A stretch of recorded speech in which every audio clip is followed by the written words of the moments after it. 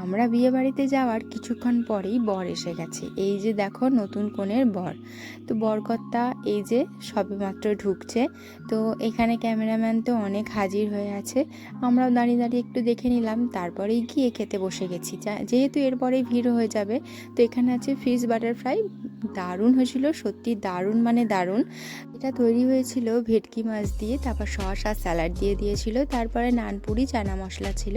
তো এটা বেবি নান বলতে পারো। তারপরে ভাত, ভেজ ডাল ছিল, আর কাতলা কালিয়া ছিল, আর তার সাথে ছিল ফ্রায়েড রাইস আর মাটন কষা। মাটনটাও ভালোই ছিল, তবে সেদ্ধটা একটু কম হয়েছিল, তবে মোটামুটি ভালোই লেগেছে। রান্না বান্না খুব ভালো করেছিল, ফ্রুট চাটনি, তার সাথে ছিল পাঁপড়। তারপরে মিষ্টিটা ছিল, মিষ্টিটা দেখতে যেমন সুন্দর লাগছে, খেতে কিন্তু দুর্দান্ত ছিল। তারপরে আমুলের আইসক্রিমটা দিয়েছিল, তারপরে ছিল পান মশলা। তো সব কিছু মিলিয়ে রান্নাবান্নাটা খুব খুব ভালো হয়েছিল। তো চলো আসছি, টাটা।